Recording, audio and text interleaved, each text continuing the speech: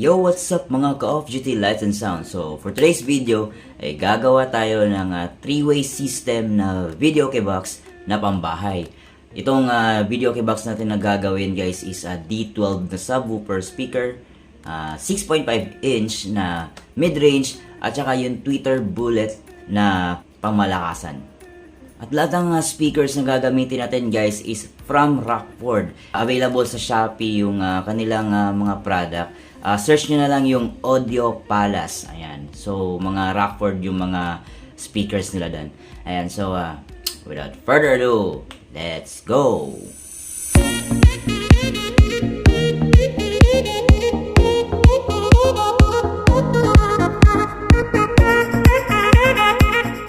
Alright guys, so ito na yung mga natabas natin. So, hindi ko na pinakita kung paano ko siya tinabas. But, bibigay ko sa inyo yung mga sukat nito.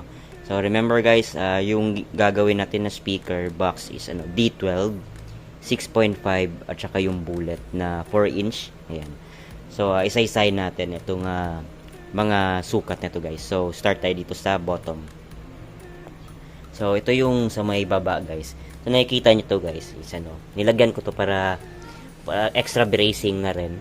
Kasi mahihirapan ako mamaya pag kinabit na natin ito yung sa ilalim, at least may nakaharang siya. Ayan. So yung sukat nito guys is ayan, by inches tayo guys So 31.4 1, 2, 3, 4 31.5 pala guys. Hindi nga lang siya ma-focus. Ayan, 31.5 inches. Tapos yung wala dyan hanggang dito is 20 inches. So, 31.5 by 20 inches. Ayan. Tapos ito guys is mahirap kasi mag-video. Tapos, isa lang maghawak ng cellphone. Pasensya na guys. Anyway, ito. Yung sukat niya guys is ayan. Nasa mga ilan ba to? Ayan guys, so 24.5. So hindi siya 24 and a half guys 24.5. So hindi na siya ma-focus. Ayan. 24.5. Nasa 32 inches to guys. Ayan. 32 inches. Tapos pag mag-cut kayo ng 32 inches guys is ito. Kinat ko siya ng paslanting. Kasi yung design natin guys is medyo paslant yung ito. So, hindi siya totally flat yung harap. So, nakaslant siya konti. So, mag-cut kayo ng mga ilang degrees. Yung mga 15 lang to guys, 15 degrees. So, kayo na yung tumansya kung gaano ka slant yung gusto nyo. Okay? Alright. Okay, so yung side naman guys, sukatin natin. Pasensya na guys, medyo shaky lang yung paghawak ng cellphone kasi mahirap mahirap pag ikaw lang yung mag-isa. Okay? So yung haba niya guys, eto. Ayan, 35 inches. 20 inches. 20. Tapos yung sa handle natin guys is depende na yun sa inyo guys kung saan nyo ilalagay. Kung medyo bababa or medyo taas. Pero sa akin dito. Kasi ilalagay natin dito yung amplifier banda dyan. At saka yung player. Ayan. So yung handle ko is medyo nasa baba lang konti. Ayan. Tapos yung design na to guys is depende na din sa inyo kung ilang ganyan. Sa akin tatlo lang. Ayan. Dinivide ko lang sa tatlo guys. So depende na yun sa inyo. Basta yung sukat natin is 20 by 35. Ayan. Inches. Okay guys, so ito yung magiging likod ng ating box. So yung guys, yung sukat niya guys is ito. Ito yung sa lapad guys 32.11. Ayan, inches. Okay, so tapos yung taas niya guys is ayan, 35 inches. 35 inches. Okay, so ito naman yung divider niya guys. Bali sa loob to. Yan. So, bali, ito yung maging patungan ng ating amplifier at saka player natin. So, yung sukat nito guys is nasa 18 point, sinulat ko dyan 18.14. Ayan. 18.14. 18.14. Tapos yung lapad niya guys is 32.11. Tapos yung ano guys, yung ito, yung sa ilalim, ito yung sa may top part niya guys. Top part. Bali 20 yung sukat, yung paganyan. 20. Tapos same pa rin, 32.11 yung paganon. So bakit magkaiba yung divider? Kasi yung shape ng ating side, yung naalala nyo, dito. So hindi aabot kasi dyan. Hindi aabot dito pala. So dyan lang siya mag-end. Kaya naging 18.14. Pero yung isa top is naka 20 inches yan. 20 by pa rin, 32.11. Okay? So building na tayo guys. Alright.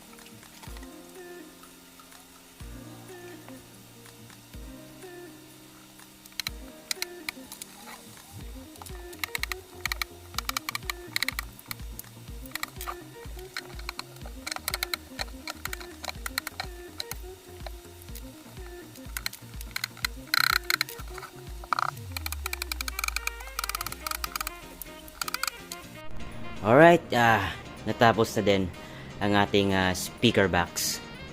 At initial pa lang naman yan. Ang next natin gagawin is liliyain, tapos mamasilyahan, liliyain ulit. Ayan, so yun yung design natin guys. Ayan, so medyo nakaslant siyang konti. Tapos yung gilid niya, ayan. So dito yung handle. Ayan, so ito yung sa loob guys. Ayan, so dito yung amplifier at saka player. Ayan. Alright. Tapos bubutasan natin ng konti dyan, maybe. Or baka hindi na. Depende na lang. So lalagyan natin ng outlet dyan para masaksakan. Alright. Alright. Ayan guys. Nilagyan ko na lang ng mga silicone seal para wala talagang singaw. Ayan. So may bracing din dyan. May bracing din.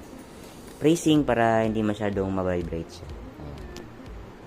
Alright. Pati dun sa loob. Sa loob din guys. Ayan. Ayan. So sealed na sealed siya. So mag-i-screw na tayo para mas matibay talaga. Alright.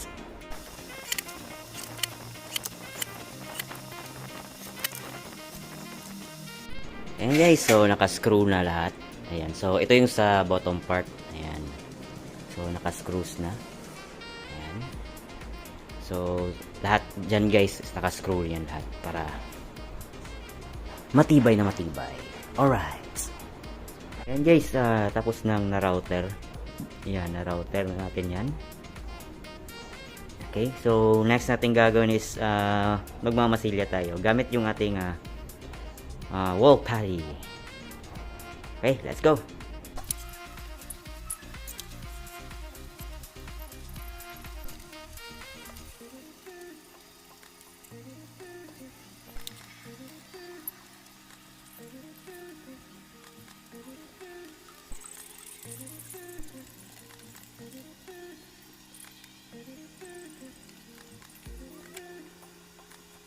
Alright guys, at masilyado na nga lahat ng mga imperfections. Alright. Ayan, so next step natin nito guys is patutuyuin muna. Mas yung mga 15 to 30 minutes lang mo naman to. Tapos lilihain natin para ready na for textured painting. Alright! Alright, so ayan guys, no, natapos na nga natin i-texture itong ating videoke box. And so, hindi ko na lang pakita guys kung paano ko mix yung pang textured natin. Anyway, dating gawin pa naman din yung semento, tapos wood glue, tapos nilagyan ko na lang konting yung isang pintura. Ayan guys, yung latex na lamp black from Boysen. Ayan. Tapos yung glue na ginamit ko is same pa rin, yung shell wood. Ayan. So 2 kilo na powder cement, tapos isang ganito, tsaka mga 300 ml na wood glue. Ayun. So yun lang yung mixture ko. Tapos yung tubig, lagyan mo ng tubig. So, depende na sa inyo kung gaano kalapot yung tubig na gusto nyo. So, sa akin, medyo malapot para hindi ako mahirapan na i-textured, guys. Tapos, yung ginamit ko na textured roller is ito. Ayan, guys. So, nilublob ko sa tubig para hindi tumigas. Para magamit pa natin sa susunod. Ayan, mabibili lang to sa Shopee, guys. Search na lang textured roller.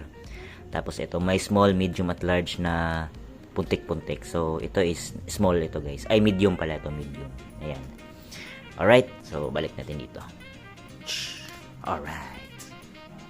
Ayan guys. So, yan yung kinalalabasan ng ating pag-textured paint. Ayan. So, antayin na lang natin na matuyo ito guys. Alright.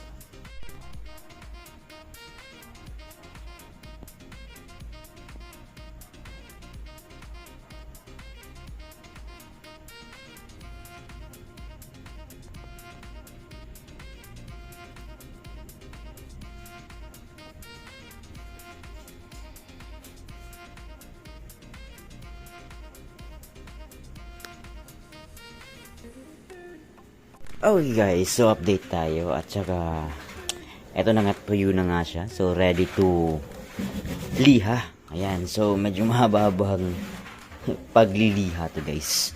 Kasi malaki siya. Ayan. So after na maliha, paint tayo. Alright, let's go. Alright guys, so yung gagamitin natin na panliha is number 60. Ayan. Kasi medyo makapal yung pagka-texture natin eh. So, number 60. Pero wag masyadong madiin guys. Yung matulis lang yung kunin natin. Alright, let's go.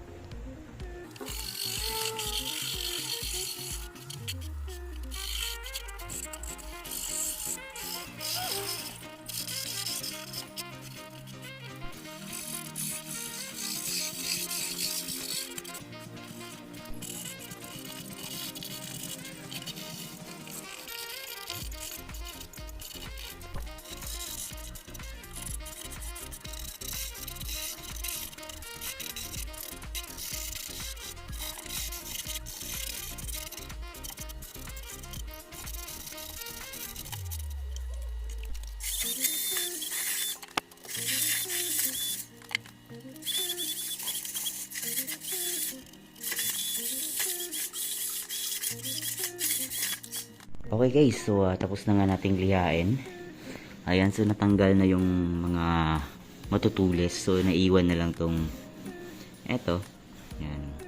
May textured pa rin pero hindi na siya matulis guys. Alright.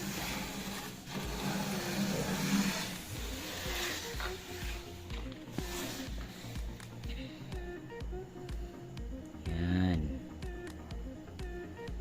Alright. So, painting na tayo. Alright guys, so magpipaint na tayo. So, yung gagamitin natin na pang paint is enamel gloss paint na from Boysen. Kulay itim. Tapos paint thinner. So, yung first coat natin guys is lalagyan natin ng thinner. Pero yung second coat natin, pwedeng hindi na. Ayan, so mga dalawang coat lang is matibay na yun. At saka maganda na rin yun. So, let's go. Okay guys, so mag-start tayo sa bottom. Tapos nilagyan natin ng wood screw. Ayan. Tapos sa pag nakadalawang coat na tayo dyan is babalik na rin natin. Alright.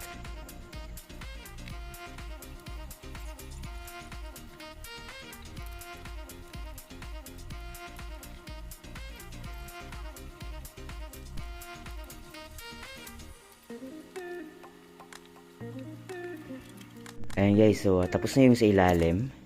Nakadalawang coat na tayo doon. So yung top, side, tsaka yung sa harap naman.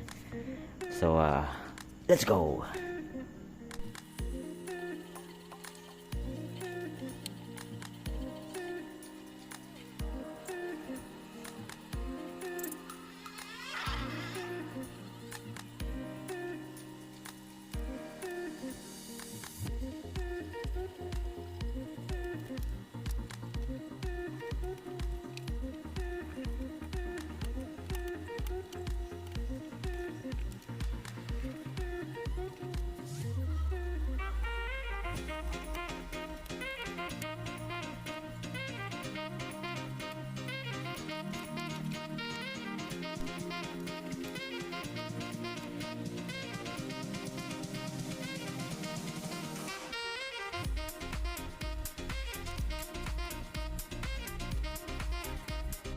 Alright guys, so tapos na tayong mag second coat ng ating box.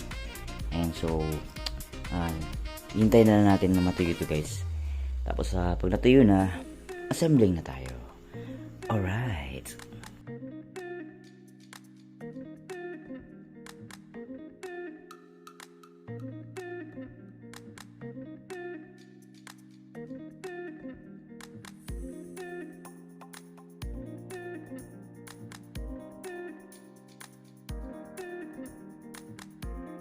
Alright, so tuyo na nga ang ating ginawang video okay box. Yan. So ito yung naging finish niya guys.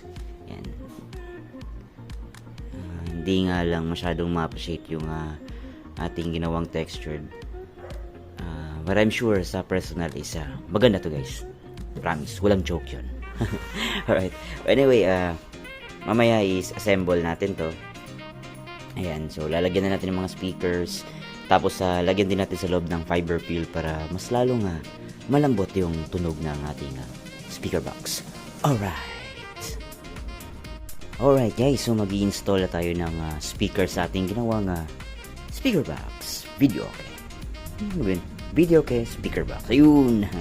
So ang gagawin muna natin is lalagyan ko muna siya ng gulong guys kasi masyadong maingay pag itong wood screw sumasaya dito sa sahig. So lalagyan ko muna siya ng gulong. Instead na rubber feet guys is gulong yung ilalagay natin. Gulong ng palad. Alright.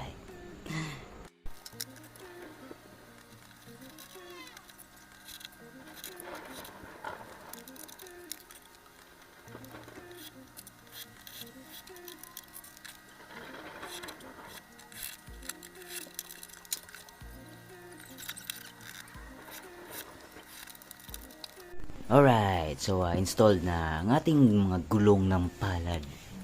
Ayan. Okay, so next is maglalagay ito ng fiber fill. Alright.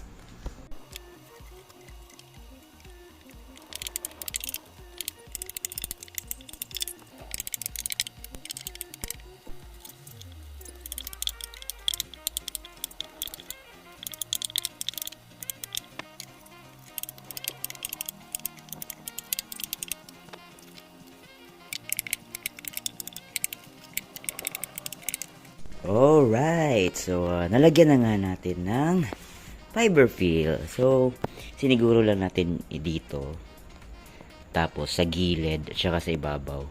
Yung bandang dito sa bottom guys, hindi naman siguro kailangan. As long as na ito. Yan. So, I'm sure maganda yung tunog nito. So, proceed tayo sa paglagay ng mga speaker, yung port. So, let's go.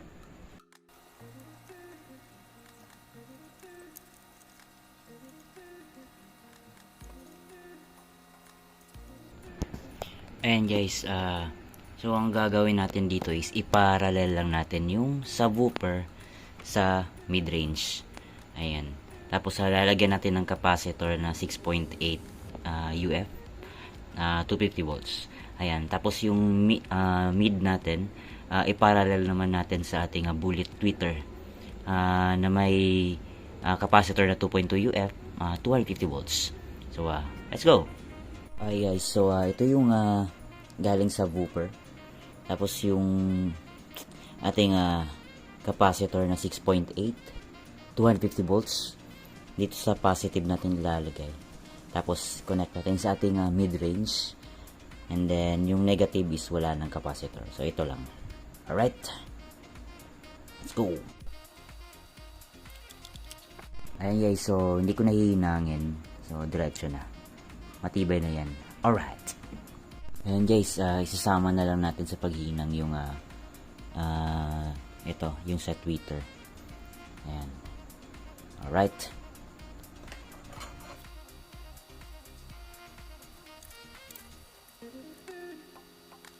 Alright guys, sarado na natin. Alright.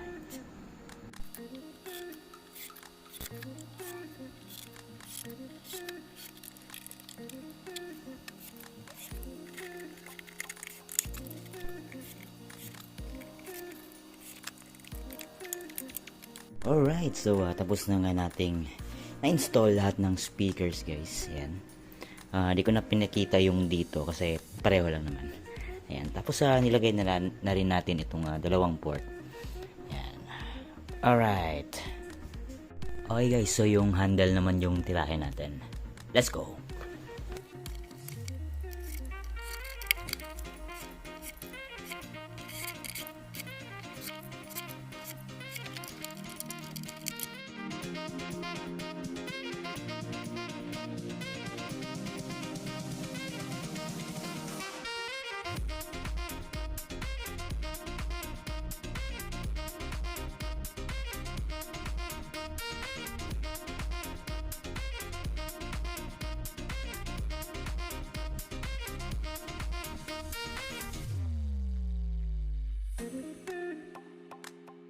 Okay guys, so na-set up na natin no, yung ating isa-sound check natin. So yung pag sound check natin dito guys is di lang natin lalakasan ng lalakasan pa kasi nakakaya rin sa ating kapitbahay. Well, anyway, yung point lang natin dito, gusto lang natin masaksihan is yung quality ng audio nito guys. Yung quality ng audio nito. So, as much possible yung tamang-tamang lakas lang na hindi tayo mapapagalitan dito. Ayan, so yung quality ng audio, yung i-test natin is yung hard kick, yung instrumental, at saka kung ano pa man. So, let's go! And guys, so yung gagamitin lang natin na music is yung Let the Bass Kick Battle Mix by DJ Christian Naive. So, yan yung gagamitin natin na music para hindi tayo makapiright guys. Tapos yung volume natin, ayan. So yung volume natin guys, as much possible, siguro mga dito lang sa mga 11 o'clock lang siguro yung max. Kasi tinry ko ng 12, malakas siya. And baka makabulabog tayo. So siguro mga 9 o'clock or hanggang 11. So madali lang to guys. Pakinggan lang natin yung quality ng music nito. O yung gawa nating speaker box. Alright, let's go!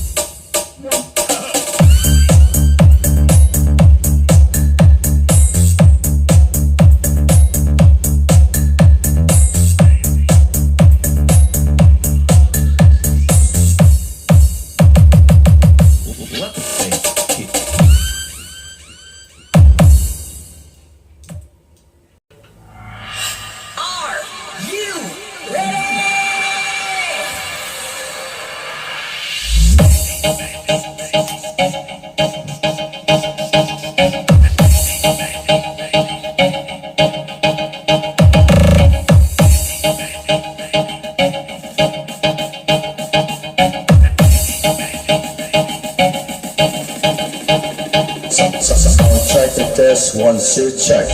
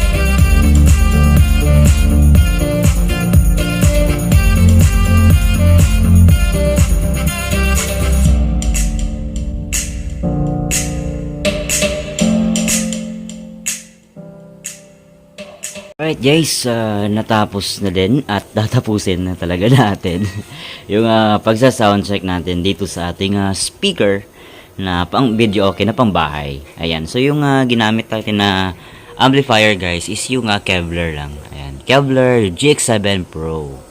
Ayan, so yung speakers natin is D12 lang to guys. D12 na Rockford na nabibili lang sa Shopee. Ayan. So, search nyo lang guys yung Audio Palace. Ayun. Tapos yung mid natin, may bullet siya. Ayan. Na 6.5 inches. Ayan. Tapos, titanium super bullet tweeter. Ayan. Alright. So, yun lang. Three-way system. So, hanggang dito lang tayo guys. Alright. You know, yun guys, sa mga gustong gumawa ng mga ganitong klaseng speaker box, so pwede nyong gayahin guys. At saka, nandun na lahat yung mga sukat, di ba? So, pwedeng gayahin, at saka pwede ring ibahin konti. Ayan. So, sa susunod na DIY project, mga ka-off-duty license sounds. Alright.